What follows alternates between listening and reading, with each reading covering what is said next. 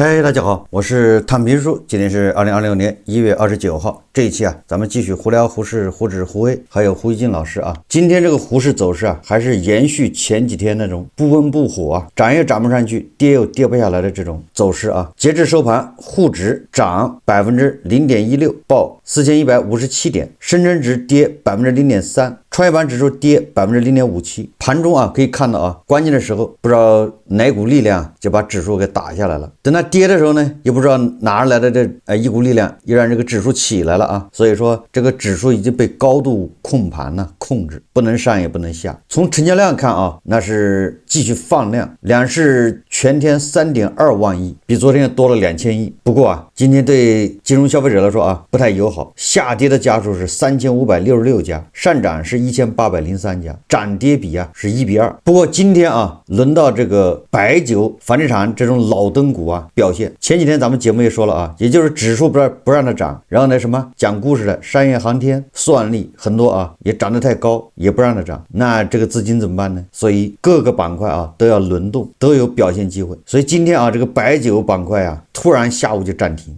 就幾隻白酒股沒有漲停啊，白酒股全部漲停，這個白酒股指數啊好像也漲了很大。這一方面說明啊，這個資金啊叫這種急迫的心理啊，出其不意打個突擊；一方面說明這個板塊輪動啊在加大，就是巔峰上行情，就是一日遊。不要以為什麼大消費啊，什麼白酒什麼發現價值啊，現在老燈股又受到這個重視，不是這樣子的啊，這純粹就是資金啊，因為他已經摸準了這個號脈搏啊，摸準了監管的這個心思，反正你不能跌，對不對？你也不讓漲，那些人氣股不讓炒，對吧？一炒的就文雲函就來了，一炒就要自查，哎，那我就炒這老燈股。但是這些老燈股裡面啊，這個各路資金比較多，比如基金啊，什麼主力很多，一個比如白酒板塊，它跌了好長時間了，你這時候你要給它慢慢漲，那散戶也進來了，所以對這些游資、對這些主力來說，最好的辦法就是打個突擊。今天對吧？迅雷不及掩耳的盜鈴之勢啊，直接給它拉個漲停。等到明天啊，這些散戶反應過來，哎，老燈股、白酒股又行了，對吧？開始反彈了。等這些這叫耐心資本、山頂資本一進來，好，這就是山頂，這些游資啊，主力就跑了，把籌碼都給散戶，然後他也去發現下一個板塊，都是這個玩法啊，就是一天的行情，而且不拖泥帶水。這個散戶一旦套進去啊，你只有割肉，你不割肉，反正你也解不了套，等着吧。今天這個房地產的 ETF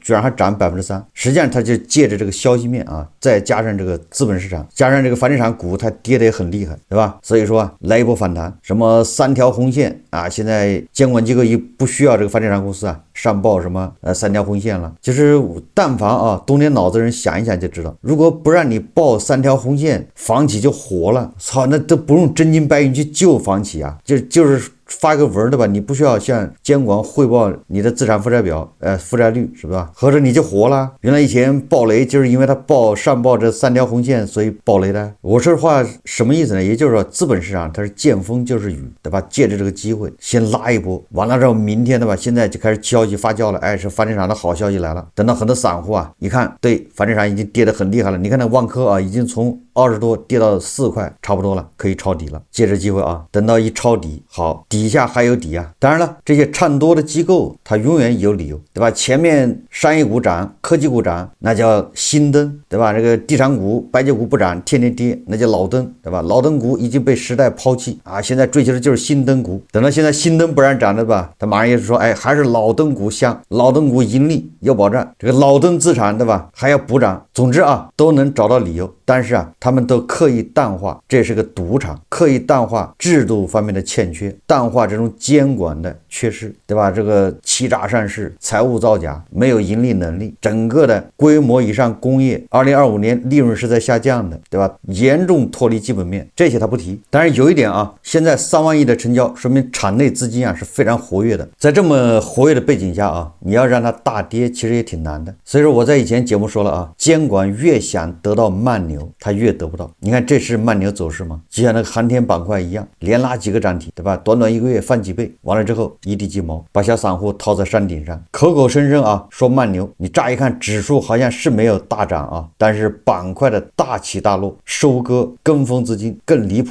這個高盛說啊，3.6萬億增量資金流入中國股市，將要啊，這個意思。2026年，高盛在亞太區內超配中國股票，高盛首席中中國股票策略分析師劉金進1月28日指出啊，他說盈利增長是驅動今年中國股票上漲的主要原因。同時，他告訴財新，不計外資，預計將有3.6萬億規模的增量資金流入中國股市，當中部分資金經滬深港通流入港股市場。據高盛估算啊，他說2020年國內個人投資者出於增加股票配置考慮，將有約2萬億資金流入股市啊，這個錢還不是外資啊，是咱們韭菜牛馬的存款啊。這是高盛認為啊，牛馬韭菜的存款將有2萬億流入股市，還有一部分流到港股。機構層面以保險公司增配权益類資產帶動為核心，將有1.6萬億元資金流入中國股票，那兩項一加就是3.6萬億。散戶增量資金層面，高盛預計2026年 A 股每月新開立股票交易賬戶220萬個，這些新賬戶平均資產規模5萬元，累計形成年內新增資金規模1.3萬億，年內保證金融資新增7000億元。機構層面，該行預計2026年保險公司新增股票配置1萬億元，共同基金新增股票配置5000億元，來自國家隊的增量資金1000億元。这个高盛的意思就是大家別急啊，後面還有這麼多人來解放你們，還有3.6萬億新增資金進來接盤，這個算盤啊打得啪啪響。高盛的意思就是只要你股市漲起來，那自然有新增資金進來接盤，所以大家就買就完了。最近監管部門啊也對各種財經大 V 啊，比如雪球上面的啊很多這個財經大 V 賬號，還有一些所謂的牛散正在出手。這個新浪財經報道啊，他說據證券時報報道說，近日雪球平台接連發布多份涉資本市場違規信息專題整治行動處置公告，對一批違規薦股誤導投資者賬號作出處置公示，再度將股市財經大 V 的黑色產業鏈推向公眾視野，不同於普通的投資建議偏差。這些被查處的財經大 V 實際上是偽財經大 V 啊，他這麼說的，早已形成一套從身份包裝到流量收割再到利益分贓的完整黑色產業鏈，實際上就是詐騙呢。在套路設計精密，隱蔽性強，精準抓住了普通投資者急於盈利、缺乏專業判斷的弱點。梳理監管部門曝光的案例發現，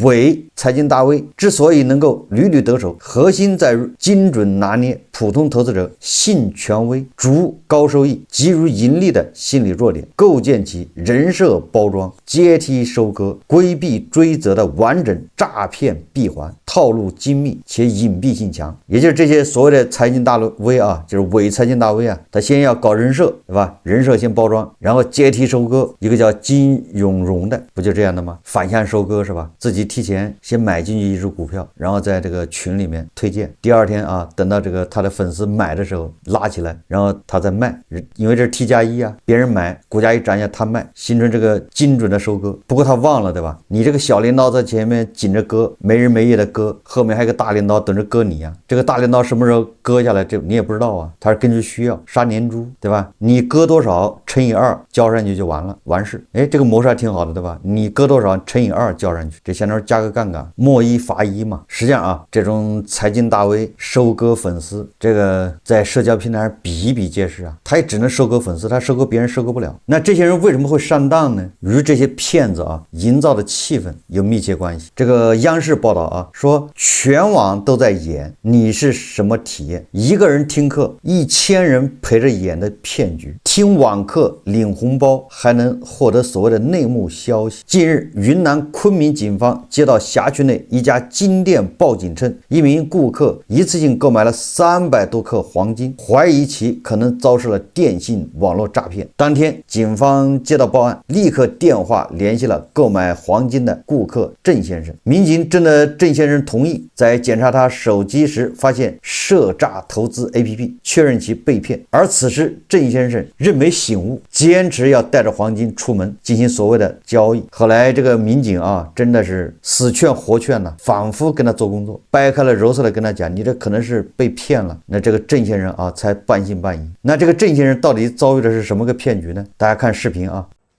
事發前1個月，鄭先生接到一個自稱投資顧問的電話，邀請他參加線上理財知識培訓。鄭先生常年炒股，有基本的理論知識和長期的實操經驗。這也不是他第一次接收到相關信息，因為以前接觸的太多了。說實在的，因為自己也經歷過那麼多事情，對這個東西也不太相信。怎麼讓你從不相信变得相信呢？它轉折點在哪裡？轉折點就是他以往的一些銷售呢，他就是會賣課程，還有一些什麼軟件啊之類的，也就是付費的，給你打折啊，什麼優惠啊之類的。然後這個課程呢他是提供的信息，都是无偿的、免費的。然後讓你先去試聽1-2節課，感受一下，就是他們的这個對於這個金融這塊的這個專業度。鄭先生想聽聽免費的講座總不會有損失，於是按照對方推薦，點擊進入了網絡試聽課程。他發現不僅聽課免費，還可以每天領取簽到打卡紅包的福利。每天那個時候簽到，簽完到你把那個截屏給他一發，他這個給你發紅包。紅包有多大金額呢？第一天是28，往後也就是都是往上翻。那就是你听了幾天課，你大概紅包領了多少錢？大概紅包有1000多吧。在紅包的誘惑下，鄭先生堅持聽了幾天課。老師在教授了一些理財知識後，透露了一個聽起來非常重磅的所謂內幕消息。告訴我們這個機構，我們這個團隊是要做個什麼事？為什麼把大家聚在一起來？它的宗旨，它是做一個長淘3號。這只股票呢，它資產重組，把現有的這個市值從這個100多億，把它往上漲3到5個倍。網課老師表示，借着這個重大利好，機構可以通過所謂的詢價交易，帶着投資人一起掙錢，在 APP 裡進行精準投資，旱澇保收。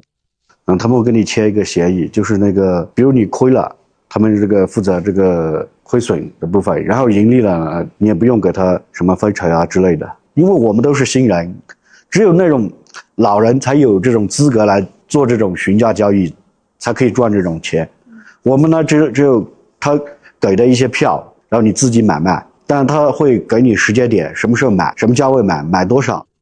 鄭先生在 APP 裡投了1萬元試水，果然賺了一些小錢，並成功提現，也終於獲得了進行所謂大額詢價交易的機會。不過對方說 APP 投資有上限，大額投資就不能再通過線上轉賬的方式了。比如說給你份額50萬的話，你通過銀行轉賬，現在是你沒法轉，因為你轉進那個 APP 去，這個資金是會被監管的、監控的，所以他們的要麼就給現金，要麼你把它買成同等現金的黃金給他們，給了之後，他們找個第三方代充着，把你同等面額的充在這個交易軟件裡面。看到這裡，鄭先生為何會去金店購買大額黃金，並着急出門送給對方的原因也就清楚了。騙子為了獲取鄭先生的信任，可謂是步步為營。在這一類的騙局中，有哪些應該警惕的地方？我們來看民警對騙術的拆解。鄭先生回憶道，在觀看網課直播時，直播間每次顯示在線人數都有上千人，而老師卻格外關照他，對他的一切訴求都是有求必應。你跟他說的每一件事，或者是我截屏給他的，有些他還在指導着我們借倉啊，還有出倉做這個正常市場上的交易，這種股票嘛，每一個照片每一個細節他都記得很清楚，這個都有回應，而且這個回應還很及時嘛。一般來說，它那個場景構造都是托，裡面這些直播間人數一般都是偽造的，其實就那個直播裡面就他一個觀眾，剩下的那些都是托，在襯托氛圍。在課餘的群友聊天中，鄭先生也看到不少人表示跟着老師操作賺到了錢，還有人发出购買黄金投資的照片，就是提前為了把这個環境給它弄得很真實，就是大家的活躍度很高，就覺得每天得到這些消息，按他的操作來進行投資都會賺到，然後就讓他也有這個意識，也覺得自己也能按照他們的所說的進行投資，然後也能賺錢。在投資理財類騙局中，詐騙分子往往會以各種理由要求被害人下載指定 APP， 這些涉詐 APP 改頭換面的成本低，也層出不窮。這些詐騙的 APP 裡面的東西都是一樣的，但是呢，它外表就是我們看到的圖標或者是名稱，這些都是很簡单的，200-300塊錢啊就可以帮你做出来了啊，就可以換一個新的。对啊，換一個新的外殼，相當於是。對，名稱啊、外殼這邊都可以換。有時候，這些仿冒正規 APP 僅僅從圖標或名稱上難以看出端倪，但有一點要記住，下載手機 APP 一定要通過官方應用市场。我們手機上面帶有自己應用市場上面的下載的話，都應該是比較安全的。但是如果是通過那個短信陌生鏈接或者網上的，就比如抖音發鏈接給你，讓你點擊進去，然後才可以下載的，基本上就是有問題的那個鏈接。警方提醒，投資理財需謹慎，凡是以投資低風險高回報項目為名，要求線下通過現金或黃金進行交易的，一律是詐騙。我肯定是會告訴你啊，你把錢拿到某個指定的位置，我安排人來拿，或者是你郵寄到我給你的地址啊，通過快遞的方式郵寄出去啊，肯定就是我們說的電信網絡詐騙，因為沒有說是需要你帶你去投資，然後還可以線下這種幫你操作的。仿冒的官方軟件界面做得跟真的一樣，迷惑性很強。網絡直播間裡上千的學員全是托，為的就是把你這個真人騙住。要說騙局演得再像，那也是表象，它的實質破綻卻是非常明顯的。哪有線上投資必須線下拿着黃金現金到某個指定位置交易，而且還必須神神秘秘、遮遮掩掩？正經投資何必要見不得人的方式來進行呢？多想幾個為什麼，答案也許就出來了。现在騙局也越來越高明啊，也就是像釣魚一樣要打窩，還真下本兒。這個鄭先生啊，在他決定投資之前，他已經拿到了1000塊錢的紅包，這就說明這個，我認為現在騙局啊，這些騙子啊，他也越來越捲。你看這個對騙子來說風險很大呀，萬一鄭先生要對吧，1000塊錢一領，他就不玩了，把 APP 刪了，那你這1000塊錢不就浪費了嗎？這個獲客成本啊，比那個很多電商啊獲客成本還高啊。我記得京東對吧，淘寶他們獲客成本現在我估計也頂多400塊吧一個人，就是為了發展一個新用戶啊，這個電商平台要花這麼多錢，要投流要廣告，平均算下來還有那個優惠券，平均算下來要發展一個新用戶好像要400塊錢。你這個騙子為了發展一個用戶，這個1000塊啊，對吧？這至少1000，對不對？還有好多人，我認為有人可能沒上當，1000塊錢一領走了，他就領紅包，他什麼投資他也不幹，一直領到你不讓他領為止。所以這個現在啊，電詐這些騙局的也願意下本啊，獲客成本太高嘛，競爭太激烈，天天來打卡截屏，然後發到群裡面就能領紅包。群裡啊1000個人，就他一個人是真正的這個叫受害者或者獵物，這個叫沉浸式體驗呢。這種騙局啊，我們經過這個央視一報道，對吧？警方一分析，大家都知道啊，原來這就是電詐，這個好分析啊，大家好理解。但是你想想，胡適不也是這樣嗎？胡適對吧？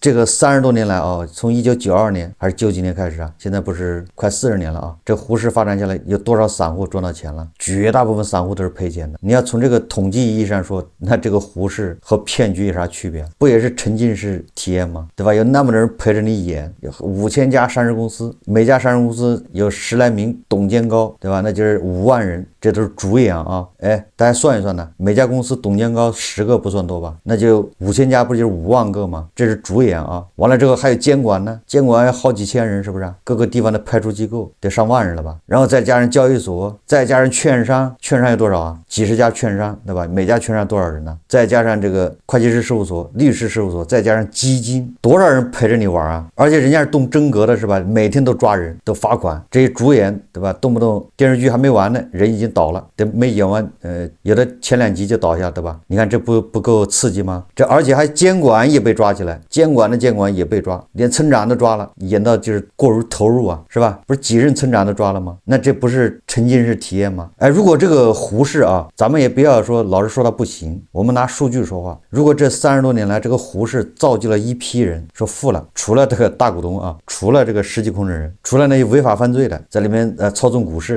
的，這不算。說能造就一批散戶賺錢了，哎，那我也算他是大功一件。從這個角度來說啊，沒有，他造福了一批實際控制人、老板，对吧？讓他們財富自由了。當然了，如果說他間接影響啊，那5000家上市公司，哎，他也提供了一些工作崗位，對吧？養活了一些打工人。所以說我們可以這麼說吧，就是2個多億的這個散戶啊，拿着自己的這個積蓄，餵飽了一批這個不法分子、貪官，餵飽了一批這個大股東、實際控制人，餵飽了一批董監高，還有游資。最後就是你說他還有什麼貢獻的話，那就是5000家上市公司提供了幾十上百萬的工作崗位。而如果你說還有這個業績的話啊，還有貢獻的話，那就是在這個人工智能大模型，比如 DeepSeek 這一塊，散戶做了不可磨滅的貢獻。所以我们說胡適啊，你不要聊那個幸存者偏差，哎，你看到這個賺錢了，那個賺錢了，那叫幸存者偏差。你要看到這個30多年來，你就多少散戶賺錢了，你身邊有沒有30多年來？最後我們再看看胡锡進老師啊，胡锡进老師現在對他的老朋友伊朗那是非常的擔憂啊，非常的關心。他最近發了很多關於伊朗的評論啊。胡锡進老師說啊，他說特朗普啊設立了一個新目標，要求伊朗達成一個放棄核武器的公平合理協議。如果協議足夠明確可核查，特朗普也可以算是挽回了面子。上述2個目標哪一個更有機會實現，特朗普就可能選擇哪一個。所以儘管談判可能開啟，但美軍突然襲擊的可能性會繼續存在。伊朗在軍事上完全處於弱勢，但德黑蘭手裡也並非沒有牌，他的最大的牌就是特朗普對拿不到速戰速決的恐懼。你看啊，你說這個胡金老師這說法有點不太好理解啊。伊朗的牌就是美國的恐懼，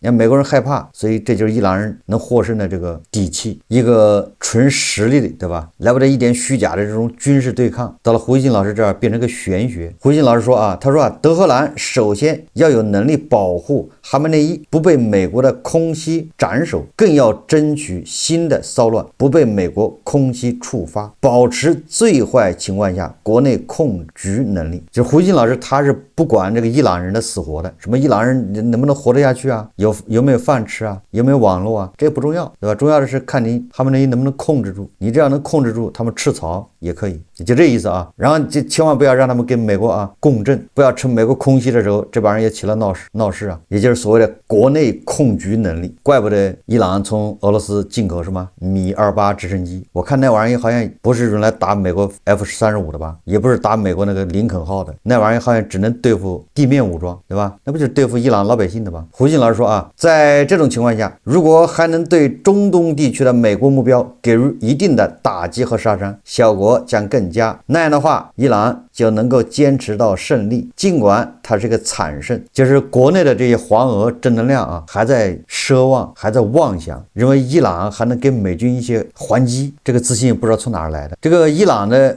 那些軍事領導人呢，伊斯蘭革命衛隊，如果他們看到胡錫進老師這種評論呢，或者看到國內的正能量的這些評論，估計對吧，1萬個啥從心頭奔過啊，恨不得說你能你來，對吧？你是站着說話不腰疼啊，還指望着伊朗的導彈真的能打擊美國的軍事設施。胡錫進老師說啊，所以現在雙方對看的焦點是特朗普要一個速戰速決的勝利，或者伊朗的明確屈服。伊朗當局則賭特朗普不敢長期糾纏的心理，雙方都在冒險。談判是雙方的緩兵之計，也可能是雙方不敢冒險對決的 B 計劃。特朗普的冒險是為了給自己面子，追求錦上添花；伊朗當局則是要為生存而戰。特朗普實力強大，但容易患得患失；伊朗當局力量薄弱，但求生的意志堅決。這是一種非對稱的平衡，因此充滿變數。也就是胡錫進老師認為啊，就是他潛台詞就是伊朗別慌，哈梅內伊別慌，哈梅內伊手裡還有牌，伊朗手裡還有牌。那個我簡單翻譯一下，胡錫進老師認為哈梅內伊手中的牌是什麼呢？就是特朗普1刀2刀還結果不了他，捅不死他，特朗普就慌了就尿褲子了，軟了，然後美國就敗了。這有點像那個街頭小流氓打架，對吧？先拿出刀來自己給自己扎2刀，就問你怕不怕？那不就這意思嗎？特朗普一看怕了，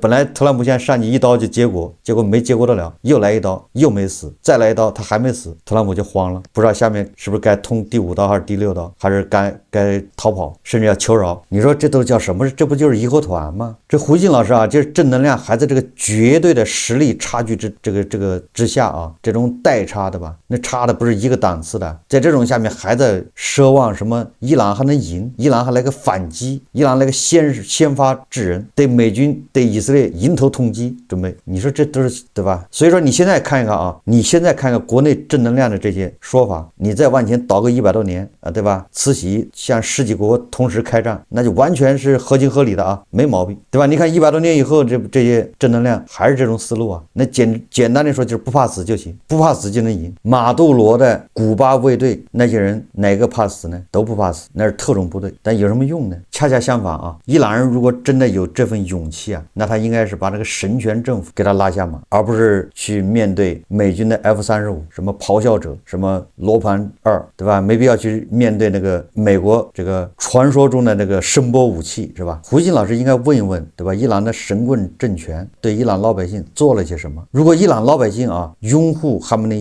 伊，擁護伊朗政權，那特朗普怎麼打也沒用，對吧？你除非去扔核武器，把他們全部肉體消滅，否則人家那都是哈梅内伊。那只要伊朗老百姓擁護他，只要伊朗老百姓擁護這個神棍政權，那神棍政權應該給老百姓發槍，对吧？把他們武裝起來對抗美帝還有猶太復國主義。可惜啊，伊朗的神棍政權忙於進口俄羅斯的這個武裝直升機，說明他們害怕的不是啊，也相比較而言，他更害怕伊朗老百姓，就是神棍政權更害怕老百姓。這些所謂的啊這個專家正能量，因為不知道民心所向，所以說分析出來就是鬧洋相啊。好，這期節目咱們就聊到這裡，感謝大家收看。如果喜歡我的節目，歡迎訂閱轉發，也可以在下方留言評論，謝謝大家。